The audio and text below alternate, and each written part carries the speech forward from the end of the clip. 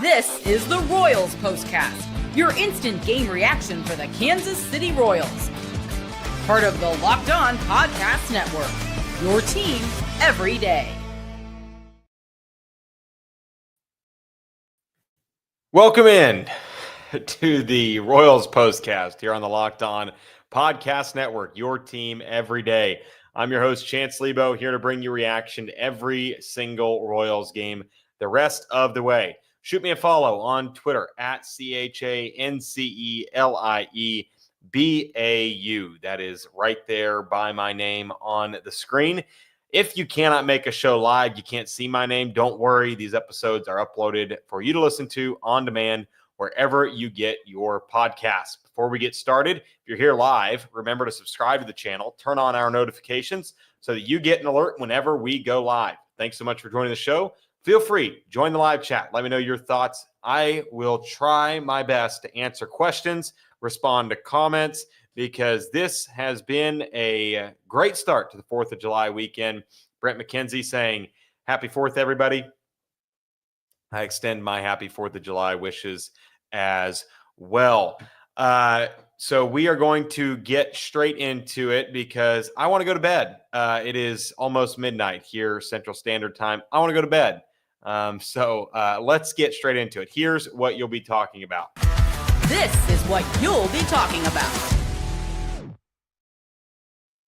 Well, the offense was unspectacular, but did just enough because Seth Lugo was spectacular. Seth Lugo dazzled in this one. I mean, this was one of the best performances.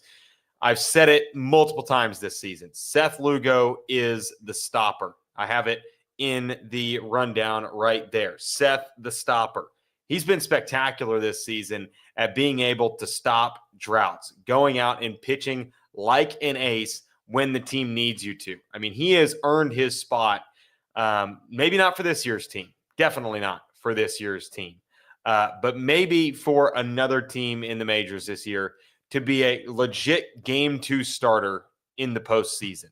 Because if you lose game 1, guess what? Seth Lugo is going to give you a outing like he gave tonight. 6 1/3 innings of shutout baseball, or sorry, 1-run baseball, I beg your pardon, and put the offense in, or, did just enough for a lackluster, sleepy offense to get the job done. Lugo 6 1/3, 6 hits, 1 earned run, 2 walks, 7 strikeouts.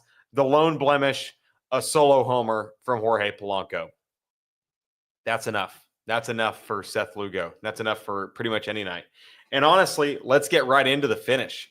Obviously, Ethan wants to talk about first, obviously, the Bobby slide. Second, why do we pull Ursig so early? And then Clark too.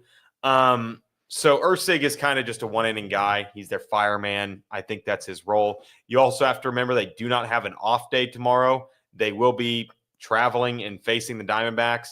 You probably do not have Estevez tomorrow.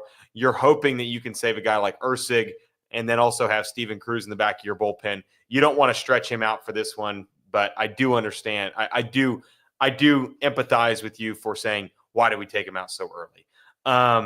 But for the Bobby slide, man, Bobby slide, that is why Bobby Witt Jr. is, I don't want to say must-see TV because there's 162 games. You don't have to turn into all of them. I know I do.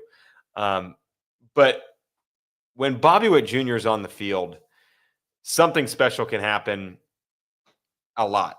I'd say 80% of the time, you're going to see Bobby Witt Jr. do something that makes your jaw drop. And that's what makes having him on the team just so great and makes watching this team, albeit disgusting offense, it makes watching this team a lot of fun. Because if this year's team had let's throw an Anthony Volpe in there, who's a pretty mediocre shortstop, doesn't do a whole lot other than, I don't know. If they had another pretty above average shortstop, they wouldn't be as fun to watch because Bobby Witt Jr. is that special.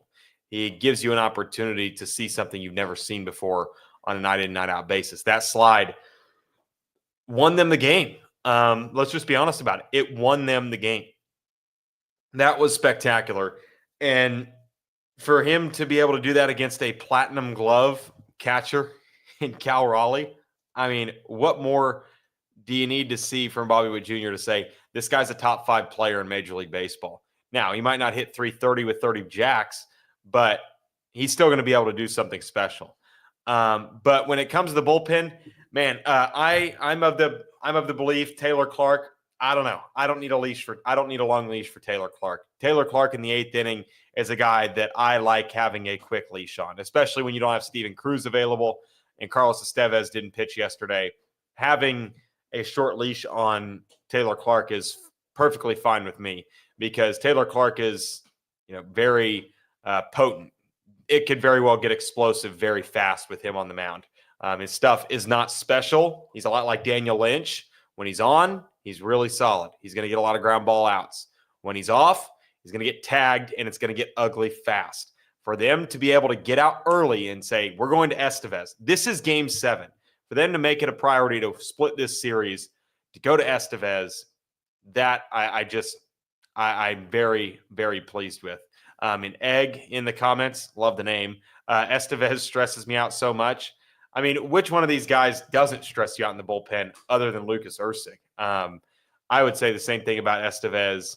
He's got a lot of Greg Holland in his game where it's never pretty. He's not in the zone, but he's just sporadic enough to make you feel uncomfortable. But you've also seen enough good to make you kind of get that feeling in your stomach like maybe something's wrong or something. I'm feeling something different.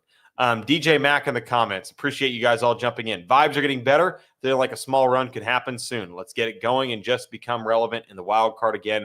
We might do a soft sell and a little bit of buying at the deadline. DJ, thanks so much for the question or the comment. Appreciate all the comments in here. But yes, I do see them. If they make a small run, they could be soft sell, soft buy, which in my opinion means you sell off your rental pieces like a Lugo and a Lorenzen, but in turn, you go out and get not a rental bat, but I don't want to say Brian Reynolds. I know that was floated today, but a team control bat like Brian Reynolds, like Blake Mitchell is a top 40 prospect right now in the MLB pipeline rankings. My conspiracy theory is Royals brass is pumping him up, trying to juice him up among the pipeline and Baseball America, all those prospect rankings to make his value a lot higher to another team. Because I don't know if you've been keeping up with it. Blake Mitchell hasn't hit that well this season. He's been injured a whole lot. Not a whole lot he's been able to do to increase his prospect ranking other than not being available. So I think that they are kind of pumping him up a little bit to be able to quickly sell him off and get a cost-controlled, team-controlled bat that they can play in 2026. But I definitely feel that they could do some soft buying here in the next couple of weeks. But yeah, this is going to be an interesting next couple weeks before the trade deadline. Tony, appreciate Tony for hopping in here. Says I wouldn't hate giving Jack tomorrow off too with a lefty on the mound. I know he has reverse splits, but still, I agree, Tony. I agree. And I also agree with the moderator. I am the moderator for these comments, so I do read all of them. I'm the moderator here.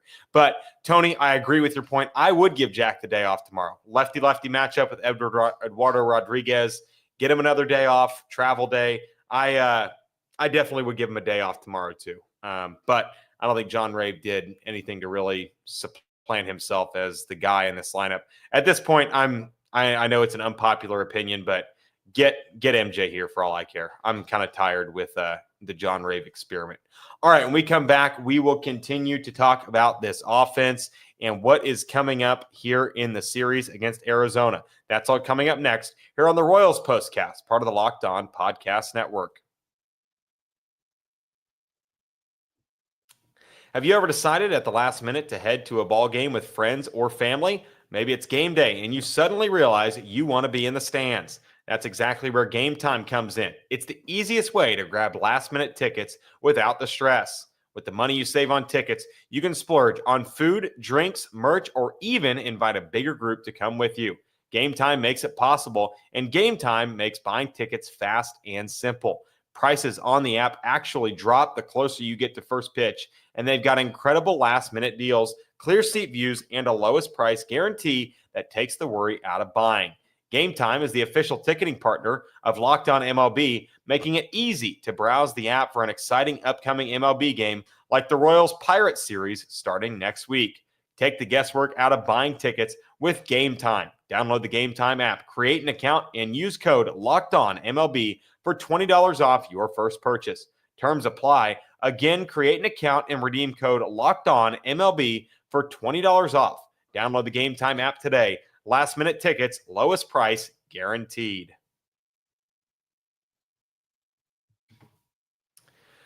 This has been a really solid road trip start for the Royals. I feel 2-2 when you just have the goggles on and you're just looking at those 4 games and the results from them. You'll take 2-2, especially against the Mariners team that's fighting for your wild card for their wild card life.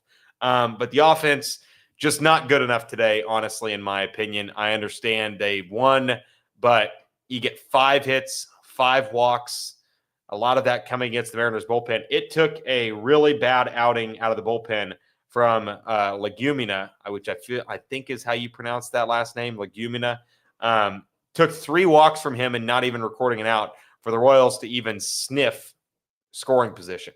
Why can't they hit a guy like Logan Evans? I feel like the variety of fastballs that he throws, he's a cutter, he's a sinker, he's a four-seam guy. Those are 3 different shapes of one velocity. I feel like with the Royals and their, how often they struggle to hit fastballs, I feel like a guy like Logan Evans who cuts it, sinks it, and hits the four-seamer with his spots, that's not a recipe for success for a Royals lineup that just can't flat-out hit fastballs. When you're having to take a look at, or when you're having to kind of guess which movement is going to come with the fastball, whether it's sinking on your hands or cutting away from you as a righty, I just think that's a recipe for failure for Royals batters. And they missed Brian Wu, which I think that as Royals fans, we have to kind of take a victory lap that they missed Brian Wu.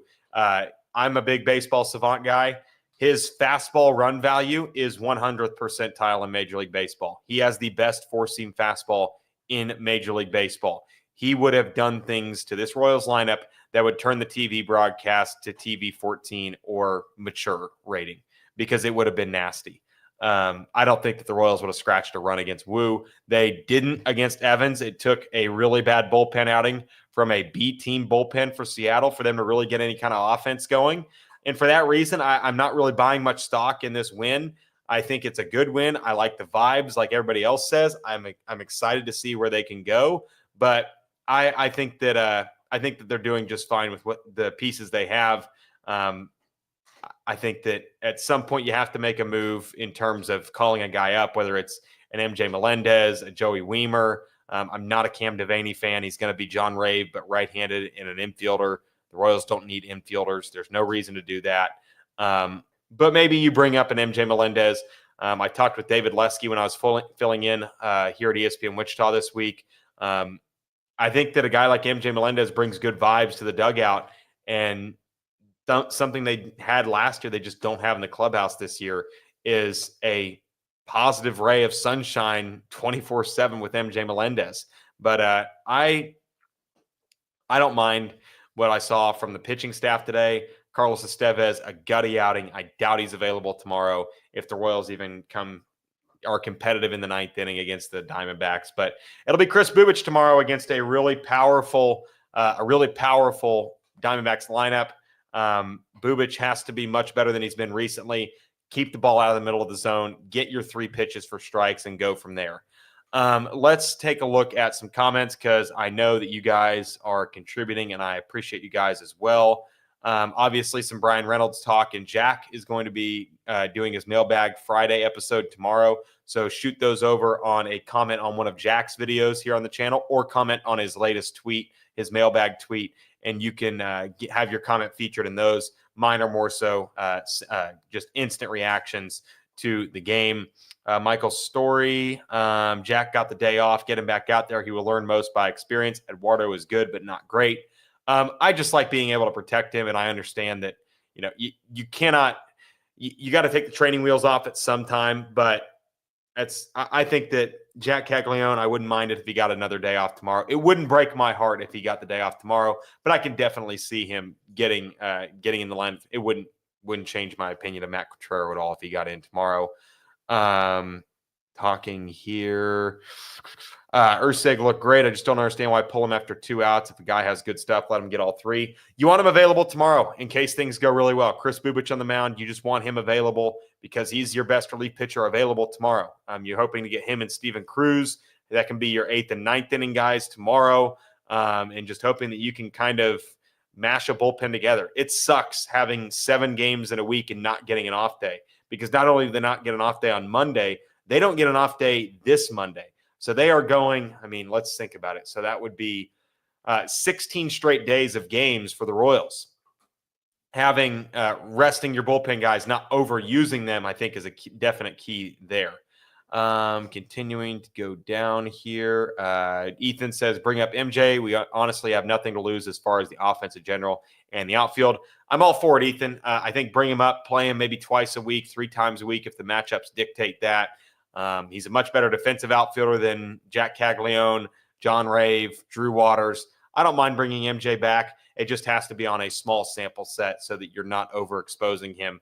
And maybe he runs into a couple because he's got power that, if you think about it, I think MJ's got the 4th best pop in the upper levels, I would say. You could probably throw Carter Jensen in there, but let's just stay 40-man roster. Who's got better pop than MJ Melendez, other than Jack Caglione when he's on, Bobby Witt Jr., and Salvador Perez? Vinny, I would throw in that category. But really, honestly, that's it. He's top 5 in terms of potential pop, but it's just a fact that he has to make contact, and that's been an issue more often than not. All right. The West Coast trip from hell ends tomorrow because they have an 8:40 first pitch tomorrow. Again, I am getting tired of these late nights, and I do appreciate you guys being here. I do appreciate you guys coming in and chatting with us on a night-to-night basis. If you're not here live, I still appreciate you. But those of you who are making, we've got 33 viewers right now, which is great. Those of you who are here right now, I really appreciate you because you make it a lot easier for me to come in here and feel like I'm not just talking to a web camera, I'm talking to actual people. So I appreciate you guys for being in here in the live chat. We will have another postcast tomorrow night, another late night edition, hopefully coming off of a series opening win for the Royals against the Diamondbacks. We will see you all again here tomorrow live for another Royals postcast, part of the Locked On Podcast Network, your team every day.